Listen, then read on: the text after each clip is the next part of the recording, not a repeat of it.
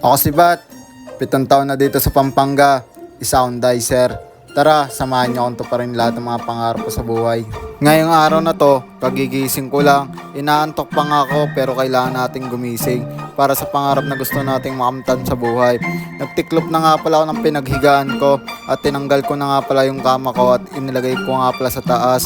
Sa sala nga pala ako natutulog. Tiningnan ko nga pala yung oras, 7:00 na nga pala. At lumabas nga lang ako saglit. Tiningnan ko yung sikat ng araw, napakaganda. Napakaaliwalas ng paligid. At uminom na nga pala ako ng tubig. Tapos tiningnan ko nga pala yung rice cooker namin. Kakaunti na nga pala yung laman ng kanin namin. Magsasaing na nga pala ako. Nagbabaon kasi ako ng kanin para makatipid. Mahal na kasi yung kanin. Pagkatapos, nilabahan ko na nga pala yung binabad kong tuwalya kagabi. At sinampay ko na rin para matuyo. Kinuha ko na rin yung push bar panel ko. Magpo-push up kasi ako. Ganito kasi yung araw-araw kong ginagawa tuwing umaga. Nagpo-push up nga pala ako, 100 push up nga pala yan. Pero hindi siya straight, 20-20 lang yan. Pagkatapos ko nga pala mag-push up ng 100, magdidilig nga pala ako. May tanim nga pala akong sili. Marami na nga pala akong nakukuha ang bunga dito sa sili ko na tinanim. Medyo mainit na rin at minadalian ko na. Ito nga pala yung sili na tinanim ko. Wala pa nga pala yung bunga. Nagluto na rin ako ng babaunin at ulamin ko. Skinless longganisa nga pala yung lulutuin ko. Medyo madali lang itong lutuin kasi ipiprito mo lang siya sa mahinang apoy. Ito na nga pala yung skinless longganisa. Tinitingnan ko nga pala kung luto na. Tapos naghugas na nga pala ako ng kamatis. Naghiwa na rin ako ng pipino.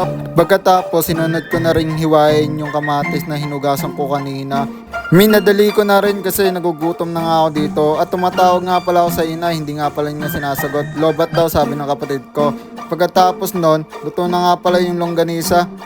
Pagkatapos ko magluto, kumain na rin ako. Gutom na nga pala ako. Tapos sinausaw ko yung longganisa sa suka. Pagkatapos nun, naligo ko na rin nga pala ako. Dito nga pala ako lumiligo sa labas muna. Kasi medyo presko kasi malamig na rin. Pagkatapos kong maligo, nag-prepared na nga pala ako ng babaunin ko. Longganisa, kamatis at pipino nga pala yung ulamin ko.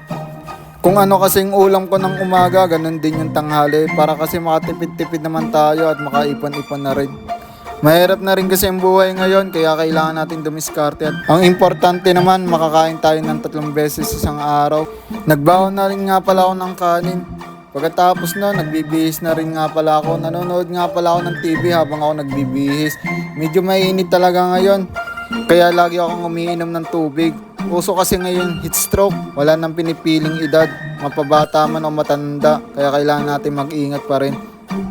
Hanggang dito na lang mga kabat. Paki-like and follow na rin. Paki-comment na rin kung tigasan kayo para malaman ko kung saan nakarating tong video to. Sana matupad lahat yung mga pangarap niyo sa buhay. Ingat!